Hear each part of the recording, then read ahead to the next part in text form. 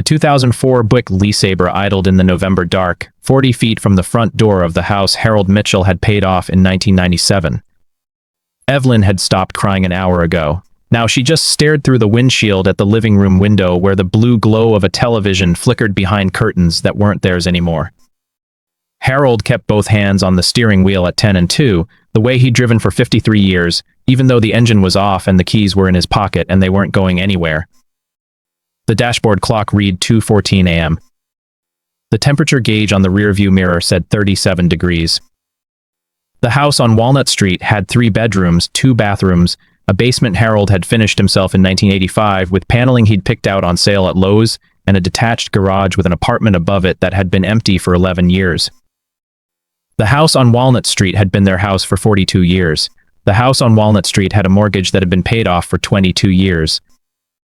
The house on Walnut Street had a son inside it who had changed the locks that afternoon. Harold's hands did not shake. They had stopped shaking around hour 3 when he'd realized that shaking was a luxury he could no longer afford. Evelyn's arthritis was worse in the cold, and the cold was getting into the car through the seals he'd meant to replace last fall but never got around to. He would need to find a way to keep her warm that didn't involve running the engine and burning the gas they had maybe a quarter tank of. He turned the key in the ignition, just enough to let the heater blow warm for 5 minutes. The dashboard lights flickered, and the engine coughed, and the fuel light came on and stayed on. Harold turned the key back to off. He sat in the silence. He listened to Evelyn breathe. Harold Mitchell had retired from U.S. Steel in 2008 after 39 years. He had never missed a day of work in the last 23 of those years.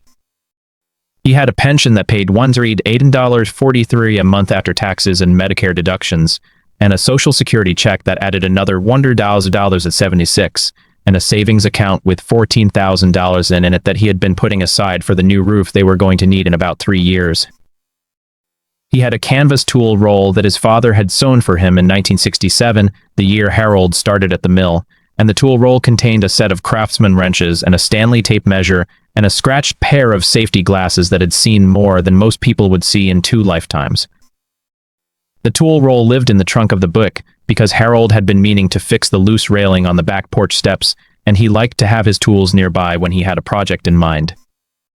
The tool roll was in the trunk now for a different reason. The tool roll was in the trunk because Harold had taken it out of the basement when Craig told them they needed to temporarily relocate while he handled some paperwork. Harold had packed the tool roll because it was the first thing he grabbed when he didn't know what else to grab. He had not packed his father's watch, which was still in the top drawer of the nightstand. He had not packed the photo albums. He had not packed Evelyn's recipe book, the one her mother had handwritten and passed down, the one with the stained pages and the pressed flowers between the cookie recipes and the cake recipes. Evelyn's recipe book was still in the house, and Craig was still in the house, and the house was no longer their house, and Harold was sitting in a 2004 Buick LeSabre with 137,000 miles on it, and a gas gauge that said empty, and a wife whose hands were folded in her lap like she was waiting for someone to tell her what to do next. Evelyn Mitchell had been a school nurse for 34 years at Walnut Ridge Elementary, 3 blocks from the house on Walnut Street. She had bandaged knees and held hair back while children vomited and called parents to say their kids had fevers and sat with a first grader named Tommy Bellamy while he waited for an ambulance after a seizure that had scared everyone in the cafeteria half to death. She knew the names of every student who had passed through her office in 34 years, and she remembered the names of their siblings and their parents and sometimes their dogs. She had retired in 2012 and spent her first year of retirement learning to bake bread from the recipe book her mother had given her in 1973, the year she married Harold. She had not baked bread in the house on Walnut Street for 6 months now, because 6 months ago Craig had come to dinner and said he had some news. The news had come on a Tuesday in October. Craig had shown up at 6:30, which was unusual because Craig usually came on Sundays, and usually only when he wanted something. He had driven up in the black SUV with the leather interior and the satellite radio, and he had walked past Harold without shaking his hand, which was also unusual, and he had sat down at the kitchen table where Evelyn had been slicing the meatloaf she'd made special, because her son was coming to dinner. "Mom, Dad, we need to talk about the future."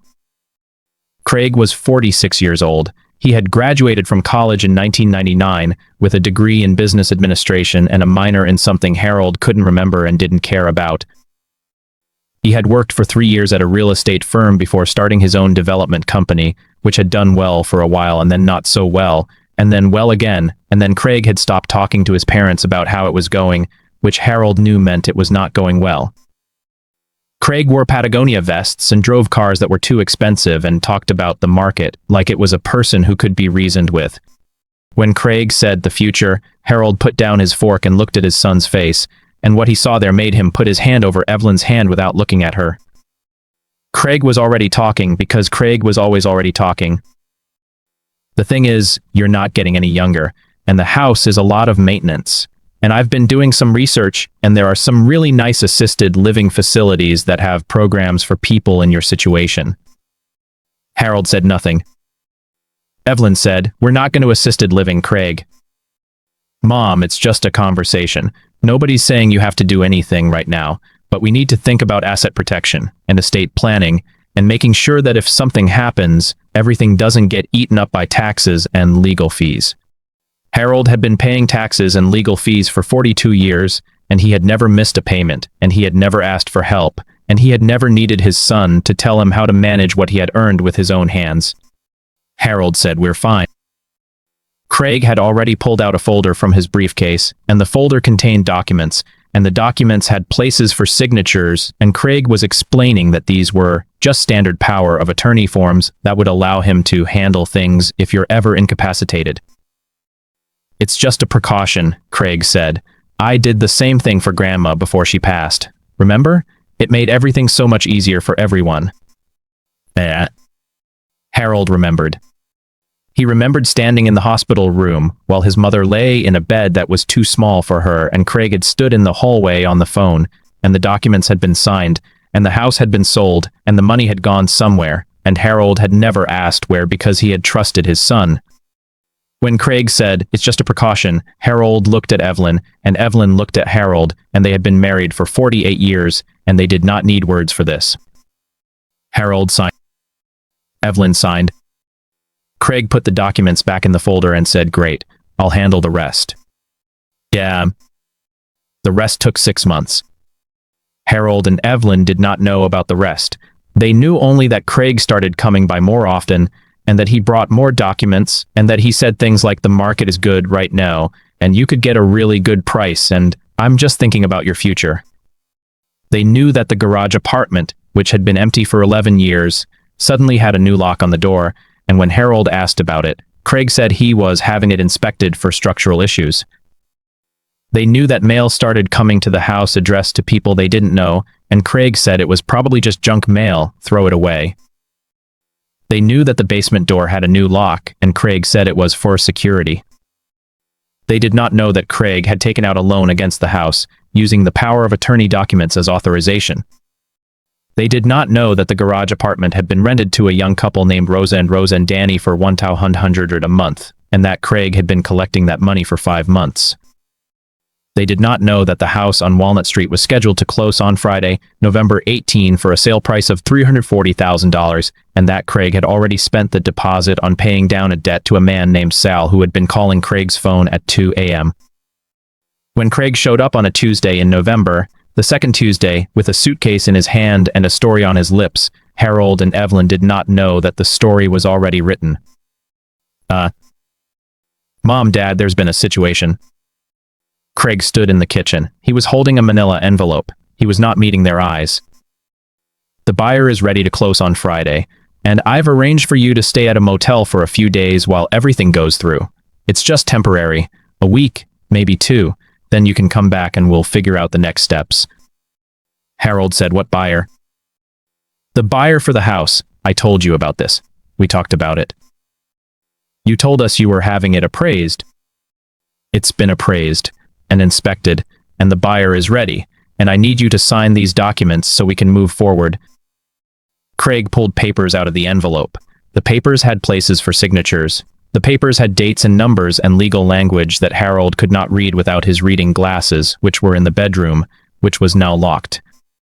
Harold did not need his reading glasses to understand what was happening. "Where are we supposed to go?" There's a motel on Route 9, the Oakwood Inn. It's nice. I've already made a reservation.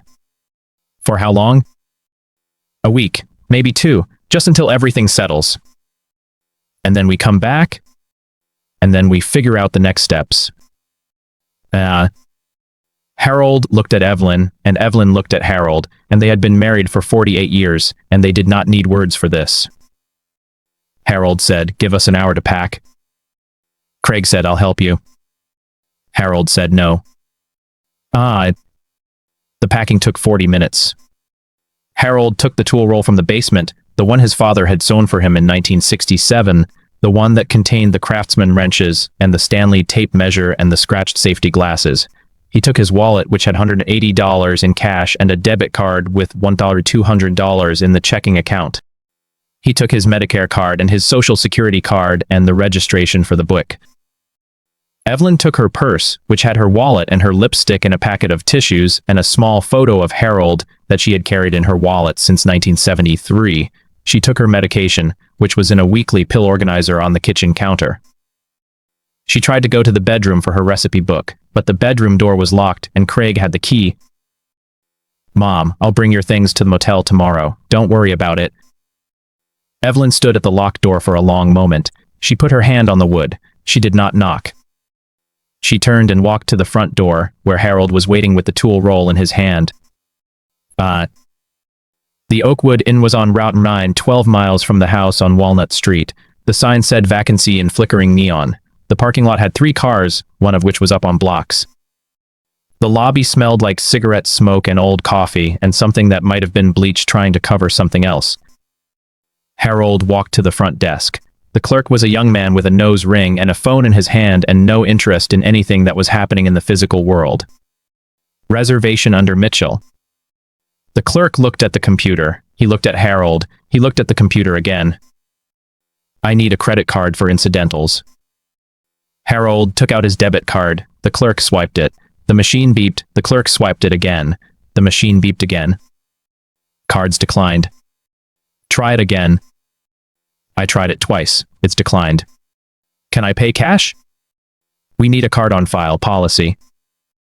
Harold stood at the counter. The tool roll was in his hand. The $180 was in his wallet. The clock on the wall behind the clerk said 8:47 p.m. "Is there another motel?" "There's a Super 8 about 10 miles east." "Can you give me directions?" The clerk gave him directions. Harold did not write them down. He would not remember them. He walked back to the car where Evelyn was waiting. He did not tell her the card was declined. He got in the car, and he started the engine, and he drove east on Route 9, and he passed the Super 8, which had a sign that said "No vacancy," and he passed a Days Inn, which had a sign that said "No vacancy," and he passed a Budget Inn, which had a sign that said "Vacancy," but the parking lot was dark and the office was dark, and there was no one at the desk when he rang the bell. He drove back to the house on Walnut Street. The locks had been changed. Harold parked the Buick on the street 40 feet from the front door. He turned off the engine. He sat in the silence. Evelyn sat beside him, her hands folded in her lap. "Harold?" "Yes." "What do we do now?" Harold looked at the house. The living room window was dark. The garage apartment window was dark. The porch light was on, but the porch light was always on, because Evelyn had always been afraid of the dark, and Harold had installed a motion sensor light on the porch in 2003, so she would never have to walk up to a dark house. The motion sensor light was not for them anymore. Harold said, "We stay here tonight." "In the car?" "In the car." Evelyn looked at the house. She looked at the porch light. She looked at the garage, where the new lock gleamed in the glow of the street light. "Harold?" "Yes." "I'm cold." Harold took off his jacket. He put it over her shoulders. He turned the key in the ignition, just enough to let the heater blow warm for a few minutes.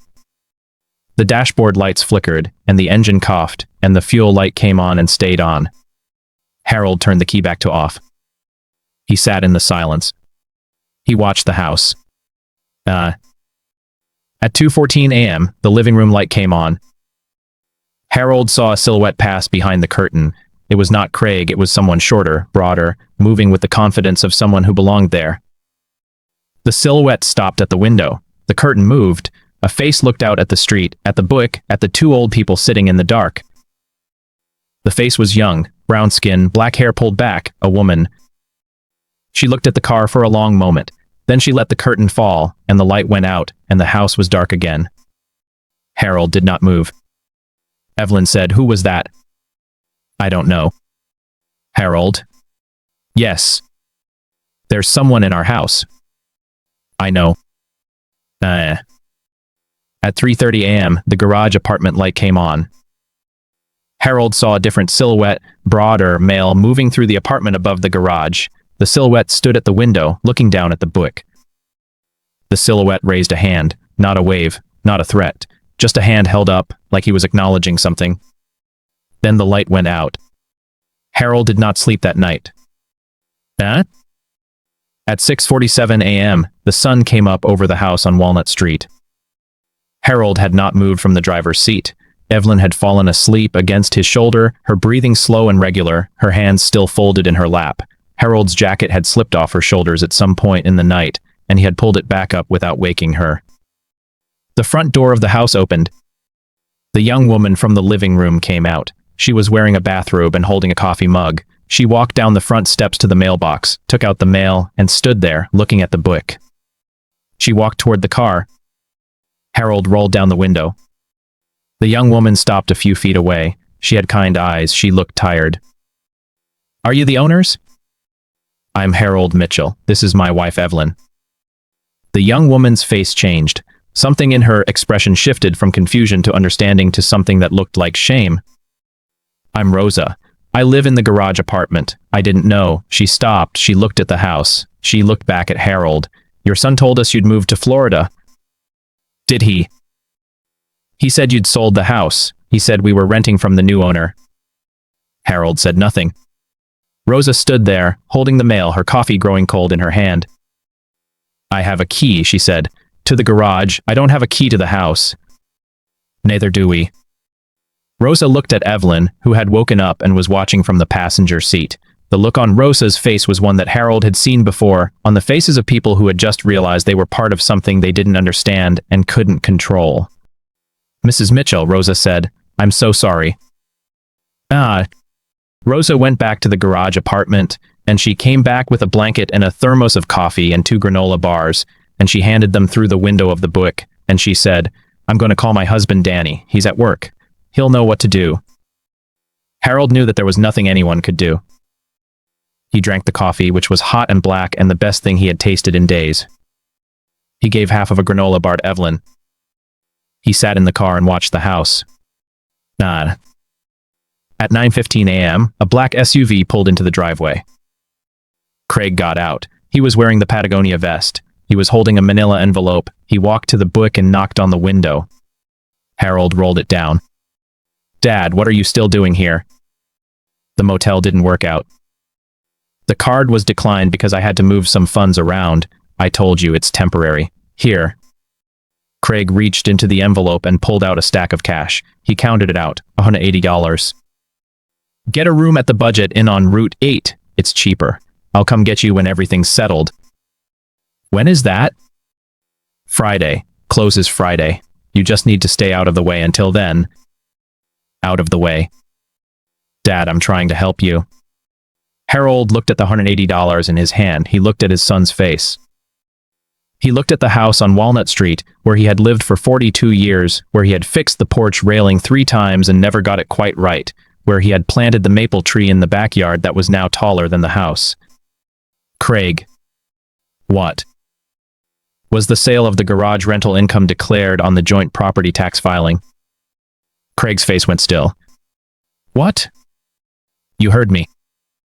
"I don't know what you're talking about." "The garage apartment, the rent, was it declared?" "It's temporary, I told you. It's just until close." "That's not what I asked." Craig stood there, the manila envelope at his side, his Patagonia vest zipped up against the November cold. He looked at his father. He looked at his mother, who was watching him with the same eyes that had watched him take his first steps, say his first words, graduate from high school, leave for college, become a man she no longer recognized. "Dad, just take the money. Get a room. I'll call you Friday." Craig turned and walked back to the SUV. He got in. He drove away. Harold looked at the $180. He looked at the house. He looked at the garage apartment, where Rosa was standing at the window watching. Harold did not go to the Budget Inn. He sat in the car with his wife and his tool roll and his $180, and he watched the house on Walnut Street, and he waited for something to change. Nothing changed. The sun rose and set. The temperature dropped. The gas gauge stayed on empty. Evelyn's arthritis got worse. Harold rationed the granola bars and the coffee Rosa brought them, and he thanked Rosa each time, and he did not tell her that he had no plan, no backup, no son he could trust, no house he could go back to, no motel that would take him, no money that would last more than a few days. He did what he had always done when he had no plan. He opened the glove compartment.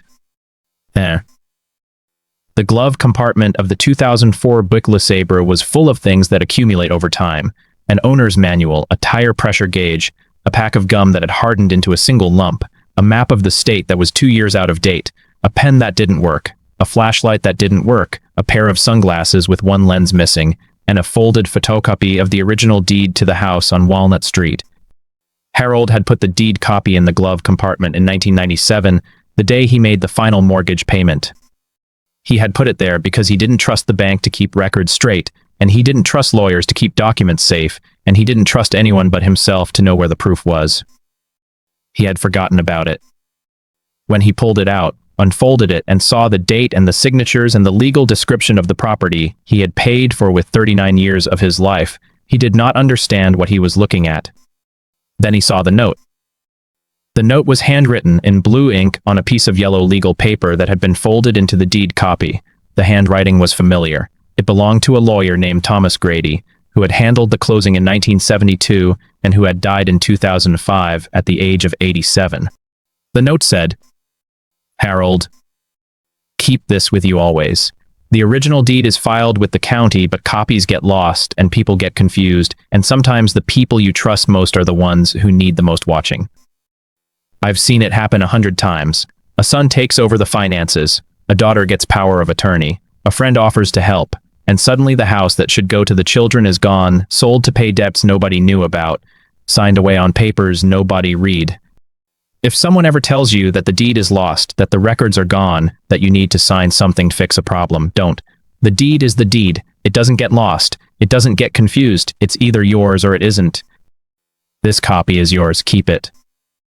Your friend, Tom Grady. P.S. I've also included a list of every document you should never let out of your sight. Keep this list with the deed." Harold read the note 3 times.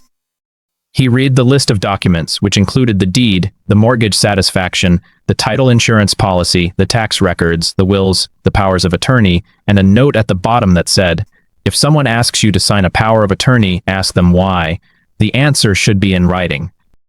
Never sign anything you haven't read. Never sign anything you don't understand. Never sign anything because someone you love told you it was okay." Harold looked at the power of attorney he had signed in October. He had not read it. He had not understood it. He had signed it because his son told him it was okay. He put the deed copy and the note and the list back in the glove compartment, and he closed the glove compartment, and he sat in the silence of the Buick, and he watched the house on Walnut Street, and he thought about what Tom Grady would have said if he had known that Harold's son was the one who had taken everything. At 7:15 p.m., the garage apartment light came on. Rosa came down the stairs and walked to the Buick. She was holding a plate covered in aluminum foil. She knocked on the window. Harold rolled it down. "I made too much dinner. Danny's working late. You want some?" Harold took the plate. He lifted the foil. Rice and beans and chicken still warm, the smell filling the car. "Thank you." Rosa stood there. She was wearing a sweater that was too thin for the weather. She had her arms wrapped around herself. "Mr. Mitchell, I called Danny. He's a paralegal. He works at a law firm in the city. He said you might have options." "What kind of options?" "I don't know exactly. He said he'd come by when he gets off work, maybe around 9. "He doesn't need to do that." "Mr. Mitchell, you're sleeping in your car, 40 feet from your own house. I think he needs to do that." Danny arrived at 9:30 p.m. He was a tall man with kind eyes and the patient manner of someone who spent his days dealing with other people's emergencies. He shook Harold's hand through the window of the Buick, then walked around to the passenger side and introduced himself to Evelyn. "Rosa told me what happened," Danny said. "I don't have all the details, but I think I can help." "Did Rosa tell you about the deed?" "She told me you have a copy. Tom Grady gave it to me in 1972. He wrote me a note. He said to keep it." "Can I see it?" Harold opened the glove compartment. He handed Danny the deed copy and the note. Danny read the note under the dome light of the Buick. He read it twice. Then he looked at Harold. "Mr. Grady was right. The deed doesn't get lost. It's filed with the county. Your son told you it was lost?" "He said the papers got mixed up when he was handling the estate stuff." "Did he ask you to sign anything to replace it?" "The power of attorney." "Did you read it?" "No." Danny looked at the note again. He looked at Harold.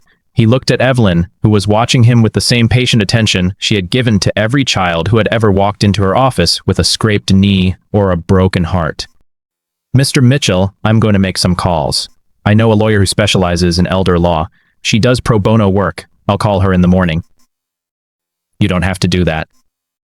"Mr. Mitchell, you're sleeping in your car. I think I do." Danny made the calls. The lawyer, whose name was Margaret Chen, agreed to meet Harold and Evelyn the next morning at her office, which was in a building downtown that had a coffee shop on the ground floor and a sign that said Chen and Associates, Elder Law in gold letters on the door. Harold drove the Buick to the office, with the gas gauge on empty and the fuel light blinking, and he parked in a lot that cost $12 for 2 hours, and he helped Evelyn out of the car and up the steps, and he held the door open for her, and he walked into the office of Margaret Chen with the tool roll in one hand and the deed copy in the other. Rawr. Margaret Chen was 63 years old. She had been practicing elder law for 31 years. She had seen everything. She read Tom Grady's note. She read the deed copy. She listened to Harold tell the story of the Tuesday in October, the documents, the locked doors, the $180, the Oakwood Inn, the night in the car. She did not interrupt. When Harold finished, she leaned back in her chair and looked at him for a long moment. "Mr. Mitchell, I'm going to be honest with you. What your son has done is illegal in approximately 7 different ways. The power of attorney you signed only gives him authority to make financial decisions on your behalf. Does not give him the authority to sell your home, to change the locks, to evict you, or to take out a loan against the property. All of those things require your explicit consent in writing with witnesses. He said it was for our protection." "He told you that?" "Yes." "And you believed him?" "Yes." "Because he's your son?" "Yes."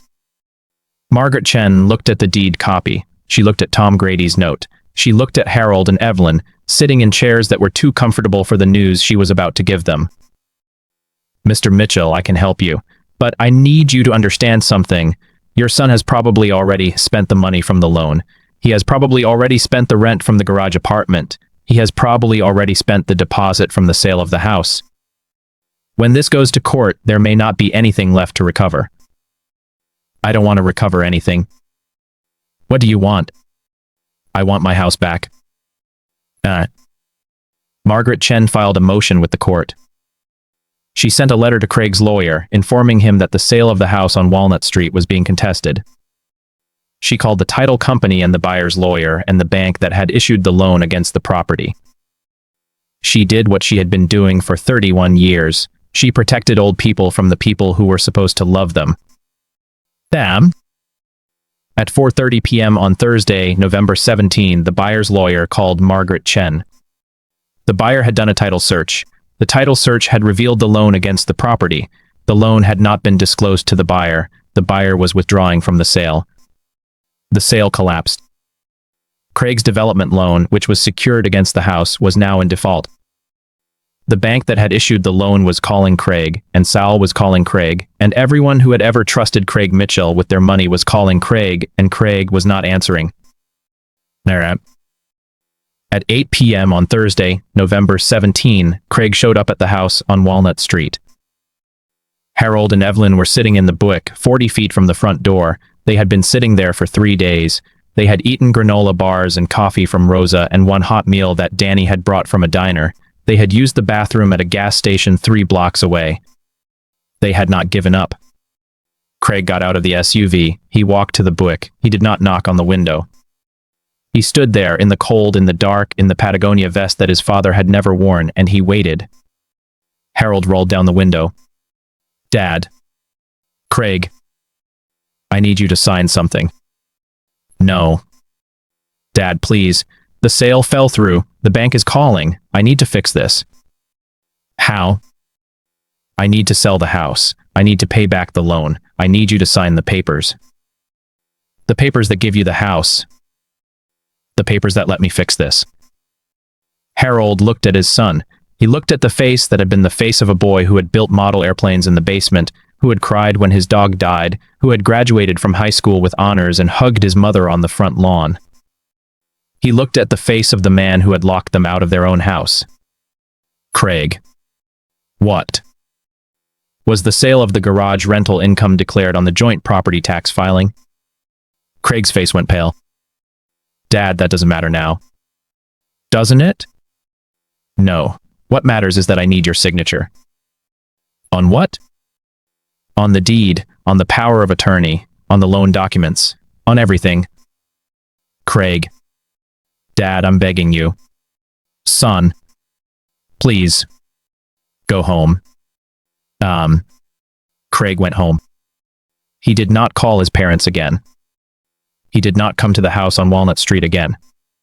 The house on Walnut Street sat empty, with a new lock on the front door and a new lock on the garage door and a Buick LeSabre parked 40 feet away, containing the people who had paid for it with 39 years of their lives. The court hearing was scheduled for Monday, December 5. Margaret Chen presented the deed copy, Tom Grady's note, and the power of attorney documents that Harold and Evelyn had signed in October. She presented the bank records that showed the loan against the property. She presented the rental agreement for the garage apartment, which Craig had signed as owner. The judge, a woman named Patricia Ortiz, read everything. She looked at Harold and Evelyn, who were sitting in the front row of the courtroom, holding hands. She looked at Craig, who was sitting alone on the other side of the aisle. "Mr. Mitchell," Judge Ortiz said, "do you have anything to say?"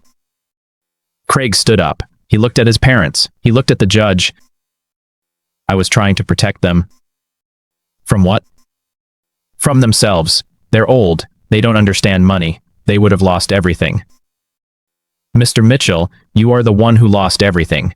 Your parents have lost nothing but their trust in you." The judge ruled in favor of Harold and Evelyn.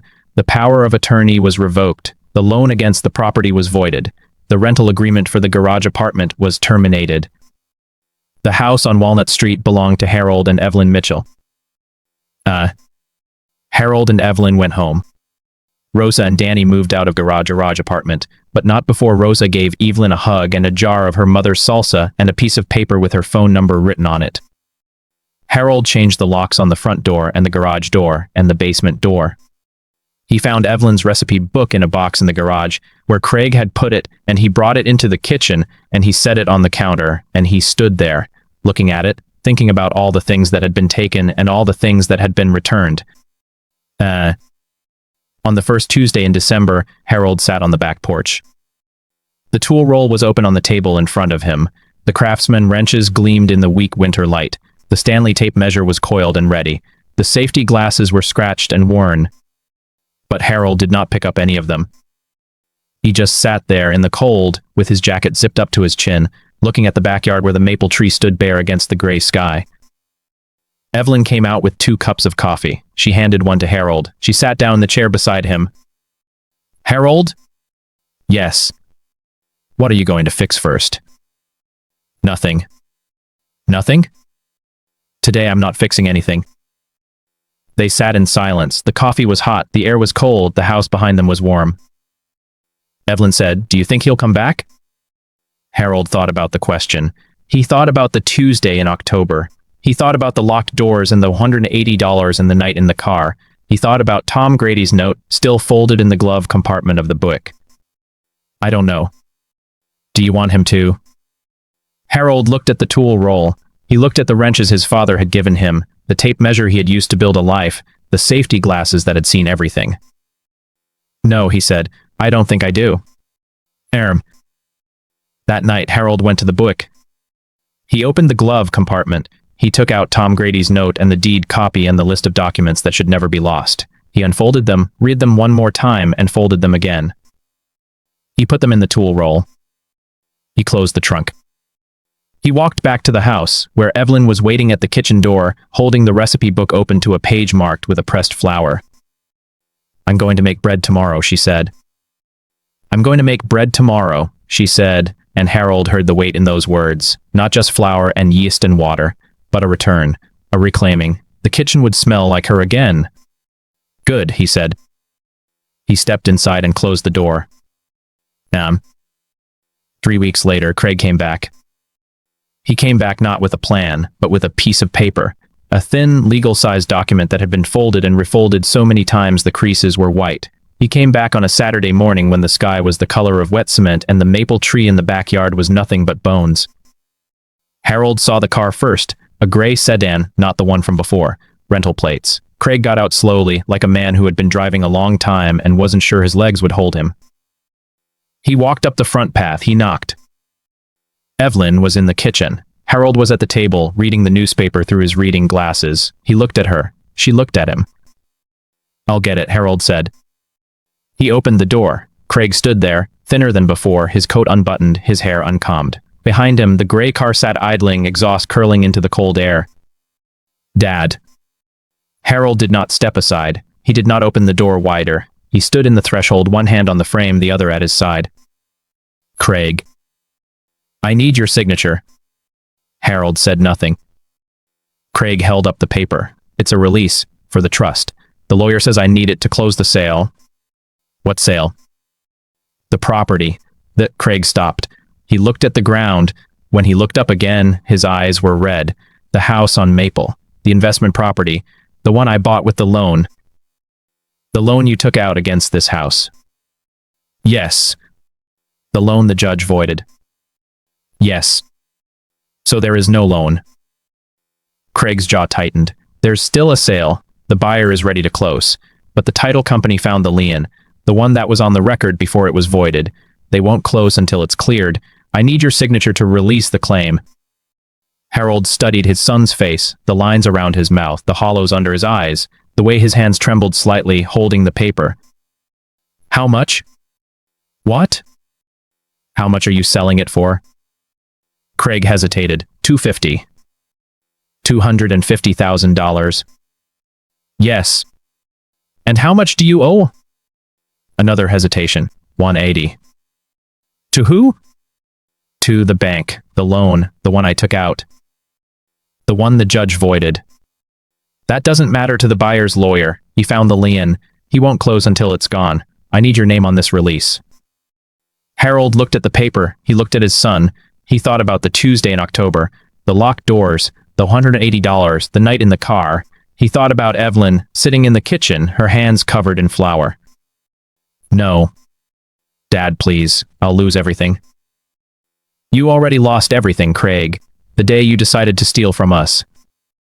"I didn't steal. I was protecting you." "You were protecting yourself, and you lost."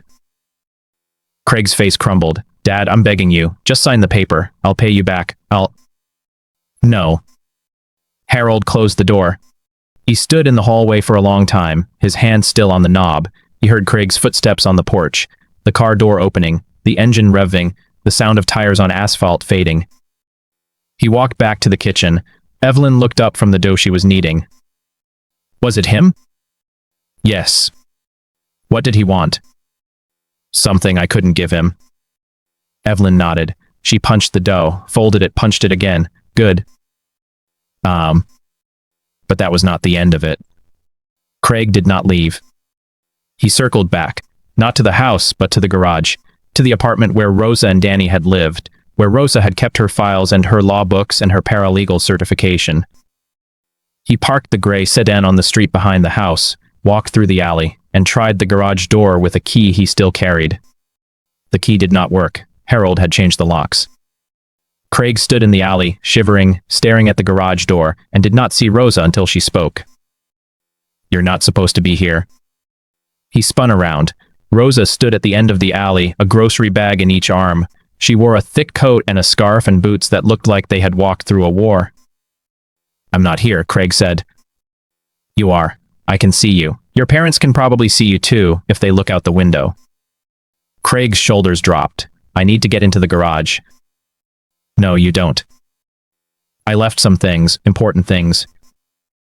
"You left a lot of things, none of them important." Rosa shifted the grocery bags. "I know what you did, Craig. I was there. I saw the papers. I made copies." "You can't." "I can. I did, and I still have them." Craig took a step toward her. Rosa did not step back. She stood her ground, her eyes steady, her jaw set. "You don't want to threaten me, Craig. I know 3 lawyers who would take this case for free, pro bono, for the pleasure of burying you." "I'm not threatening you." "Good, then walk away." "I can't." "You can, you just don't want to." Craig looked at the garage, at the house, at the windows where his parents might be watching. He looked at Rosa, who had lived in his garage apartment for 6 months and never once complained about the draft or the leaky faucet or the fact that he had raised the rent twice. "He's going to lose everything," Craig said. "Harold?" "No." Rosa smiled. It was not a kind smile. "Good." She walked past him up the alley, around to the front of the house. She rang the doorbell. Evelyn answered. "Rosa, what are you?" "Your son is in the alley. He tried to get into the garage." Evelyn's face hardened. "Thank you. I brought you some more salsa. My mother made it last week, and I brought this." Rosa reached into her pocket and pulled out a folded piece of paper. She handed it to Evelyn. "What is it?" "The deed, the one I copied, before Craig took the original." Evelyn unfolded the paper. It was a photocopy, yes, but it was clear and legible. Harold and Evelyn Mitchell, owners of 214 Walnut Street, free and clear. "Rosa, I don't know what to say." "Say you'll make bread tomorrow. I'll come by and eat some." Evelyn laughed. It was a small sound, barely a breath, but it was real. "I will. Thank you, Rosa." The deed stayed in Evelyn's recipe book, pressed between the page for banana bread and the page for her mother's cornbread. Craig called 3 times that week. Harold did not answer. Evelyn did not answer. The answering machine picked up, and Craig's voice filled the kitchen, thin and desperate, saying the same things over and over. On the 4th call, Craig said something different.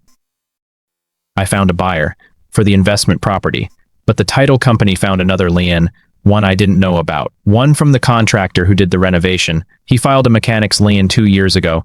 I never paid him." Harold stood in the kitchen, listening to the answering machine. "The sale is dead. Buyer backed out.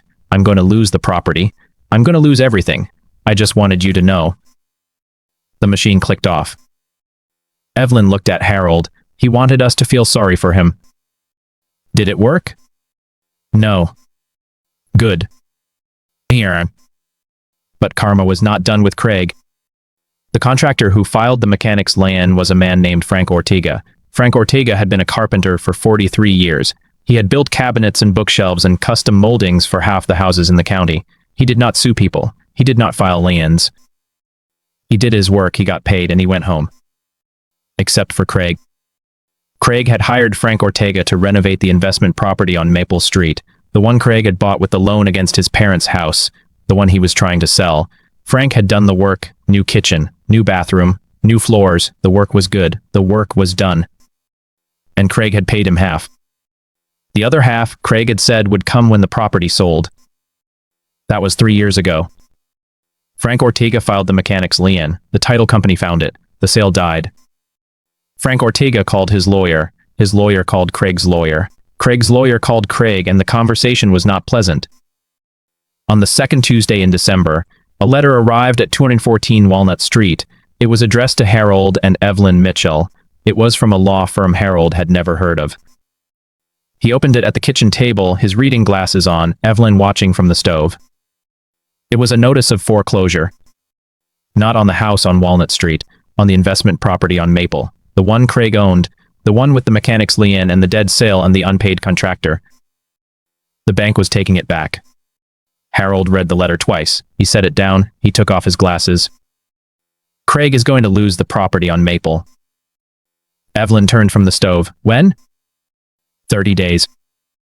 She was quiet for a moment. Then she said, "Is that karma?"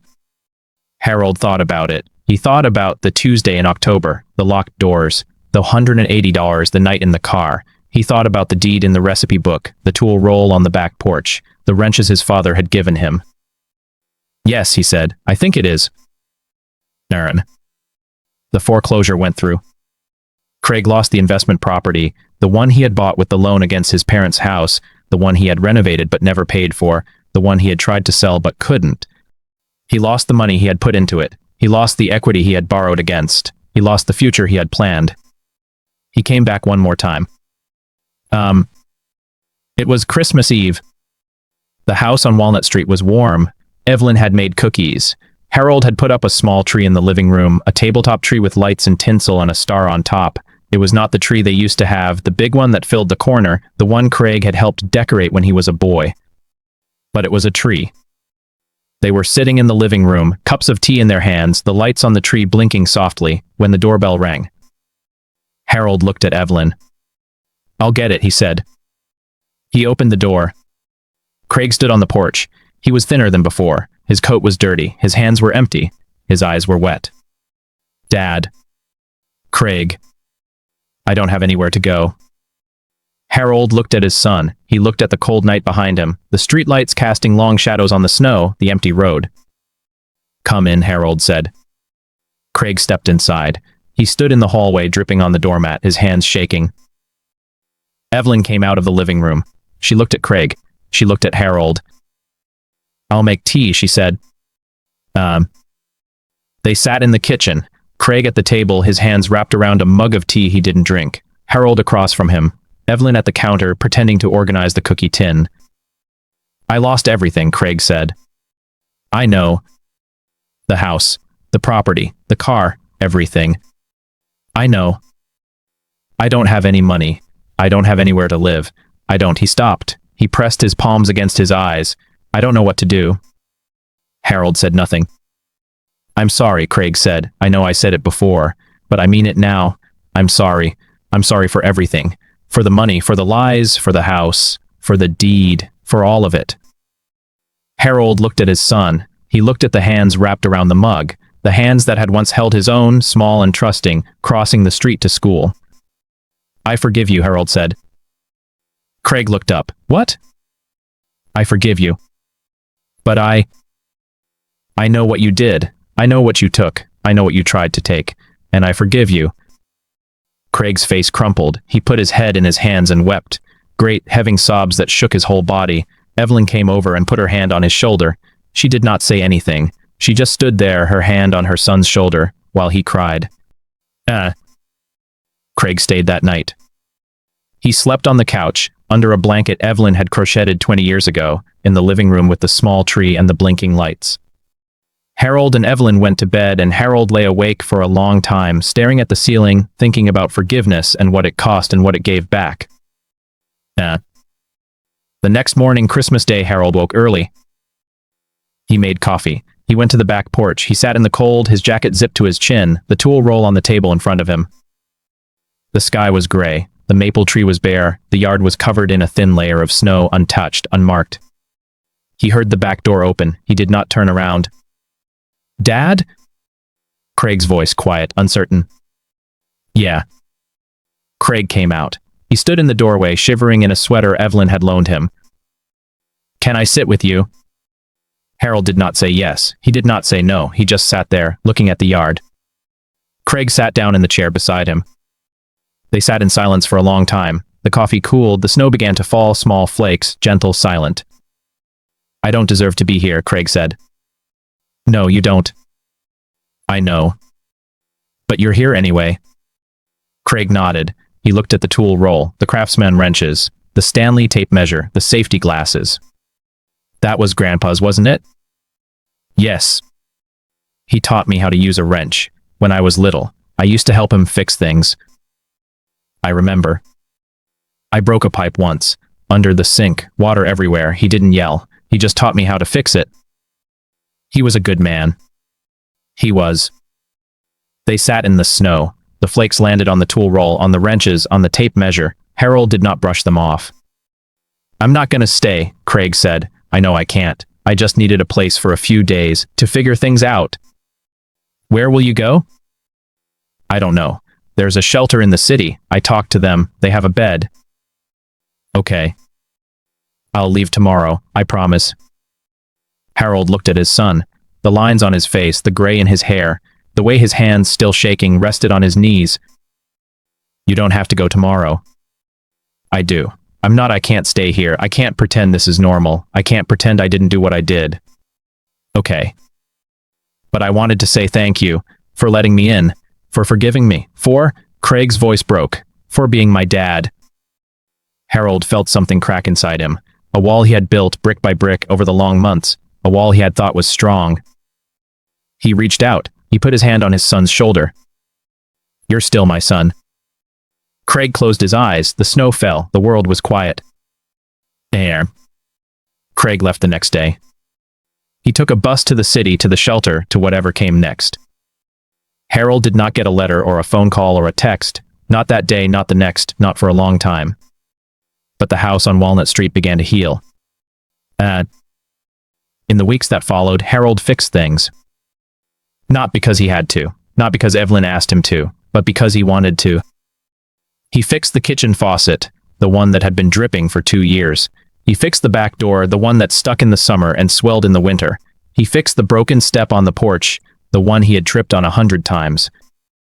He did not fix the garage apartment. He left it empty, the door locked, the windows dark. Are you going to rent it out again? Evelyn asked one night as they sat in the living room, the small tree still blinking, the lights warm and soft. No, Harold said. What are you going to do with it? I don't know yet. But he knew. He had known for a while. He just wasn't ready to say it out loud. Nah. On the first Saturday in February, Harold opened the garage apartment. He swept it out. He washed the windows. He scrubbed the floors. He painted the walls a soft, clean white. Evelyn came up the stairs with a box. She set it on the counter. What's that? Harold asked. Rosa's salsa. She brought it by this morning. She said she heard you were fixing up the apartment. She did? She's a paralegal, Harold. She knows everything. Harold smiled. A small smile, but a real one. She also said to tell you that if you're looking for a tenant, she knows someone. A woman from her church. She's older. She needs a quiet place. She gardens. Harold looked around the apartment. The clean walls, the clean windows, the clean floors. She gardens? That's what Rosa said. Is she quiet? Rosa said she's so quiet you'll forget she's there. Harold picked up the box of salsa. He set it in the refrigerator. Tell Rosa I'll meet her. The woman came to see the apartment. Her name was Margaret. She was 73 years old. She had white hair and kind eyes and hands that looked like they had spent a lifetime in the dirt. She took the apartment. She planted tomatoes in the backyard in the corner by the fence, where the sun was warm and the soil was good. She brought Evelyn fresh basil in August and rosemary in September, and a single sunflower in October. The house on Walnut Street was no longer a house of loss. It was a house of life. And then in November, a year after the Tuesday in October, Harold found something. He was cleaning out the Buick, the glove compartment, the trunk, the back seat. He found a receipt from a diner, a parking ticket he had forgotten to pay, and a folded piece of paper that had slipped behind the passenger seat. He unfolded the paper. It was a note, in Craig's handwriting. Dad, I know you don't want to hear from me. I know I don't deserve it, but I wanted you to know that I'm okay. I have a job, a small apartment, I'm going to meetings. I'm trying to be better. I don't expect you to forgive me. I don't expect you to want to see me. I just wanted you to know. Craig. The note was dated 6 months ago. Harold sat in the driver's seat of the Buick, the note in his hands, the garage door open, the afternoon light falling across the windshield. He read the note 3 times. He folded it carefully. He put it in his wallet. He closed the car door. He walked into the house. Evelyn was in the kitchen making coffee.